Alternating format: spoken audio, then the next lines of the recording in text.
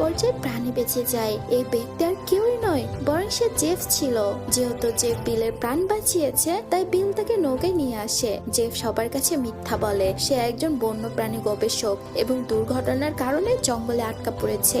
এমন সময় জিয়াও নামে সার্কাসের এক ব্যক্তির কানে প্রচন্ড ব্যথা শুরু হয়। ব্যথায় সে মাটিতে লুটিয়ে পড়ে। জেফ তখন তার কানের ভেতরে মন দিয়ে দেখি সে বুঝতে পারে সমস্যাটা কোথায়। এরপর জেফ আঙ্গুল দিয়ে ক্ষত তৈরি করে জিওর কানের কাছে ধরে। তখনই জিওর কান থেকে একটি সরু বিষধর সাপ বেরিয়ে জেফের আঙুলে কামড়ে দেয়। কিন্তু কামড়ানোর পরে জেফের কিছুই হয় না এবং সে সাপটিকে ধরে পানিতেই ফেলে দেয়। এইটি দেখে লেনি অবাক হয়ে যায়। সে ভাবতে থাকে সাপ কামড়ানোর পরেও জেফের উপর বিষের কোনো প্রভাব পড়লো না কেন।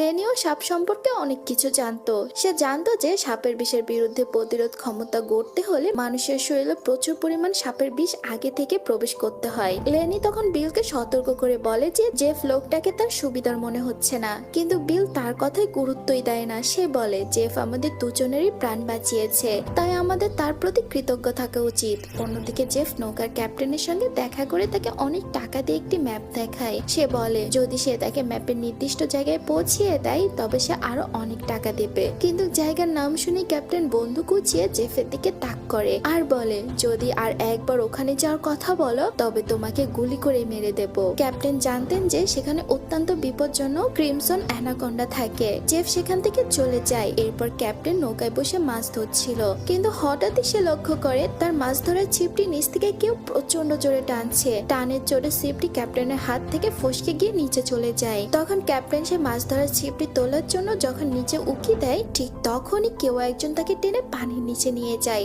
আসলে ক্যাপ্টেনকে অন্য কেউ নয় বরং জেফই পানির নিচে টেনে নিয়ে গিয়েছিল। ক্যাপ্টেনকে হত্যা করার পর জেফ তার মৃতদেহটিকে জঙ্গলে সে বিশাল অ্যানাকোন্ডাকে আকৃষ্ট করার জন্য টোপ হিসেবে ব্যবহার করে। কিছুক্ষণ পর সবাই যখনই ক্যাপ্টেনকে খুঁজতে শুরু করে তখন তাকে কোথাও পাওয়া যায় না। লেনির মনে জেফকে নিয়ে সন্দেহ জাগে। সে ভাবে জেফ তাকে মেরে ফেলেনি তো। সে জেফকে জিজ্ঞেস করে ক্যাপ্টেন কোথায়, কিন্তু জেফ নির্বিকার ভাবে উত্তর দেয় যে সে কিছুই জানে না। সে আরো বলে জঙ্গলের মানুষ নিখোঁজ হওয়া খুবই সাধারণ ব্যাপার। হঠাৎ করে পুরো জঙ্গল এক অদ্ভুত শব্দে কেঁপে ওঠে। জঙ্গলের সব পাখিগুলো চিৎকার করতে থাকে এবং পালাতে শুরু করে। তখনই তারা নদীর পানিতে তীব্র এক আলোড়ন দেখতে পায়। জেফ খুশি হয়ে বলে বড় কিছু একটা আসতে চলেছে। জেফের আনন্দে দেখে বোঝা যাচ্ছিল যে ঠিক এই বিপদের জন্যই সে এতদিন অপেক্ষা করছিল।